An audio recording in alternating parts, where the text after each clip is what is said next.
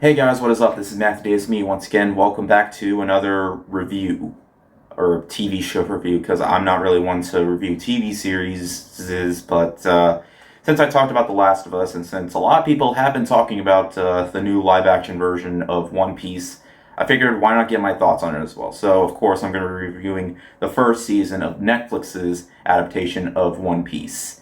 Now, what is there to say about One Piece? It's one of the biggest anime franchises of all time. Of course, started off as a manga, but of course became really big and is of course still going on right now. I have been completely caught up with it. The characters and the arcs and all that, they are terrific. I don't think that it's going to end anytime soon. So, of course, because of its popularity, there would of course be another adaptation of it in live action form, which is kind of scary because Netflix and anime adaptations don't really work well. I mean, their Netflix anime series are great, just not their live action adaptations. I really did not like Death Note. I haven't seen the live action Assassination Classroom, I didn't even know there was, or the live action Full Metal Alchemist, just due to the fact that, well, I'll just stick with the original versions of those. But if you don't know the whole story of One Piece, or at least what it's mainly about, it involves Monkey D. Luffy, who wants to become a pirate, or not just any type of pirate, of course, King of the Pirates. And of course, we see the first arc of that in this series. It's divided into 8 episodes, and each character has their own arc, their own backstory. We see younger versions of themselves, and of course, we see them in live action form, and what exactly they would look like in live action form. Now, this is just the beginning, as it's already confirmed that there will be a second season. And how does it play out? Well, surprisingly, Netflix actually put some effort into this one and actually giving fans exactly what they would want to see. There are some major differences, and I'm not really going to give away too much of what's different from this and the anime because, of course, it's not like it's gonna, do every single thing that the anime does because the anime is almost at 1100 episodes. So, yeah, and they're planning, I'm not exactly sure how they're really going to do this whole thing. Like, are they going to, recapture the whole series or what? But it mostly, I mean, there's the manga too, so I haven't read the manga, but there are differences between manga and anime that. But in terms of the live action series, I'm not really going to give away too much because I kind of want fans to be a bit surprised.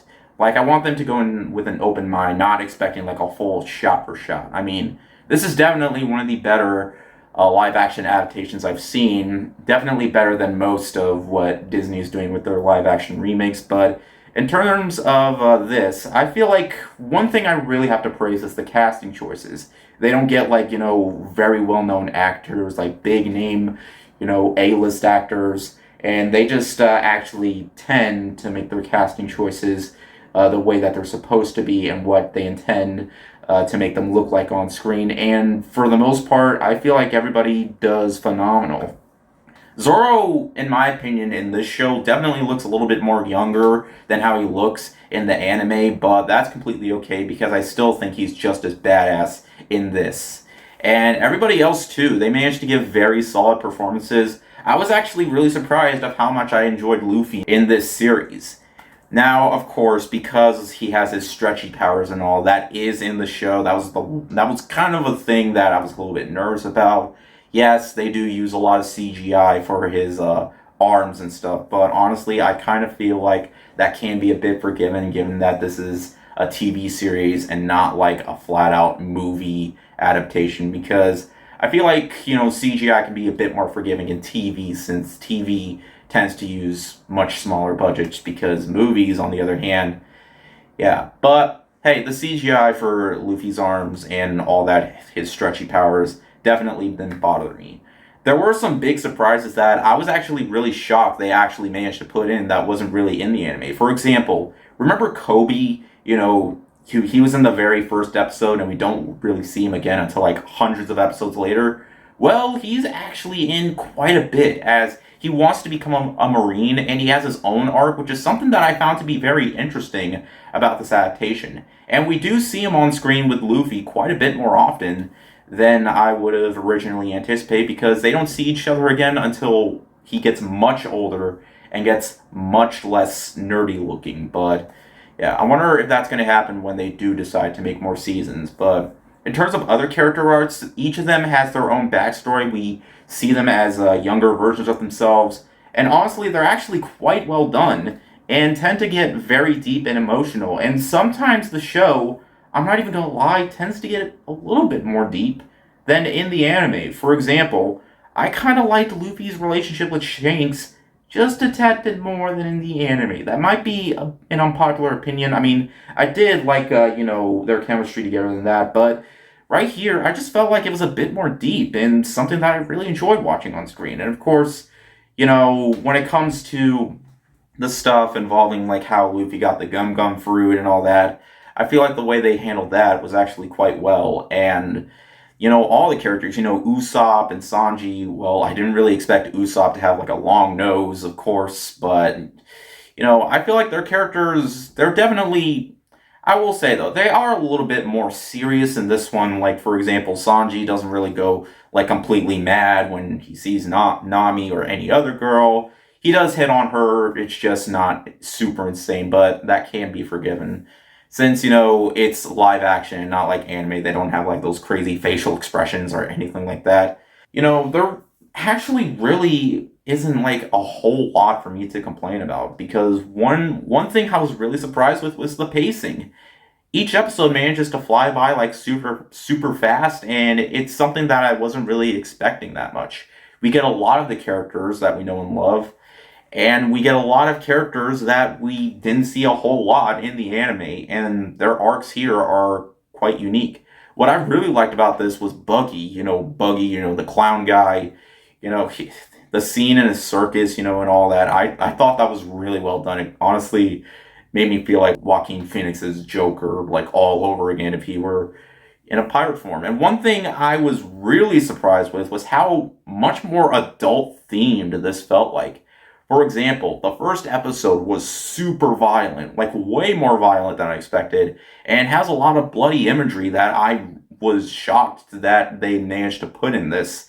Far more than the first arc of the anime, but right here, like, it has a lot more adult themes too, and there's even one episode where they use the F word.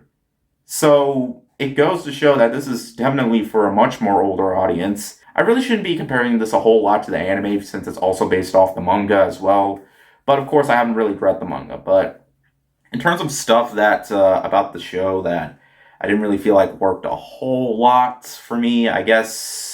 I guess in terms of just characters feeling a little bit more serious, I feel like it does tend to work sometimes when it does get to those emotional scenes, but at other times when I feel like it should be like there should be like a really funny scene involving all that. But the action definitely saves it, because it's definitely more on the action side than just being flat out humorous. I mean, the live action version of Luffy definitely has more of the comedic side, but really, other than that, there really wasn't a whole lot for me to complain about. In fact, I enjoyed this a lot more than I thought I would. In fact, I enjoyed it so much that I tended to talk about it. I mean, Netflix is definitely going into the right direction with this one. It definitely feels faithful enough. I feel like the way they handle the characters and the casting is absolutely spot on, and there really isn't a whole lot that I tended to complain about. There are definitely some times where it doesn't quite hold a candle to, the first, arc of the anime, but, I feel like if they do tend to make more of this, like, it just has me curious exactly what they're going to go for. Are they only going to do like a few? Because One Piece is still going on. The anime, it is still going on. So I feel like it was easier to adapt Cowboy Bebop, or at least so I thought. But that failed horribly, and that is not getting another season. So yeah, I don't know, but hey, they actually managed to put effort into this, and I really hope this does tend to get better. Then again, there are some characters that aren't necessarily characters we would see in live action form. uh, Chopper, anyone. Like that's probably the one thing that I'm kind of worried about. Like I really hope they're not gonna do what Disney's been doing with their live action version of you know talking creatures. Just uh, that's honestly my biggest concern about the next. Like if they're gonna continue, like there are characters in the anime that you really wouldn't see in live action form, like Brooke or Carrot, the anime rabbit girl. I really hope they don't get inspired by 2019's Cats. I really hope they don't. But we're just going to have to wait and see if they're actually going to go that far, because we don't really see them until much later on. But in the end, guys, this adaptation of One Piece is actually really solid, and I definitely do recommend it to fans. Like, it might just be the first act, of getting the crew and stuff, but I feel like the way they handle it here manages to be just enough for right now. That is, because there's definitely going to be a lot more, and they said that they're anticipating to do like 12 more of these seasons. Like, I don't know how that's going to work out. We'll just have to wait and see. But as it stands right now, the first season I think is really solid and worth giving it a watch for any fan of the series. I actually kind of want to watch it right now because I actually am curious to see where this goes from here. But hey, let me know what you guys think. So yeah, I know I haven't reviewed A Haunting in Venice. I am super late on reviewing that film. And I have three other movies to see. I have my reasons, but my birthday's coming up, so I will have plenty of time to see those because I'm not really doing a whole lot for my birthday. But yeah, anyways, thank you guys so much for watching, and I'll see you guys later. Word out.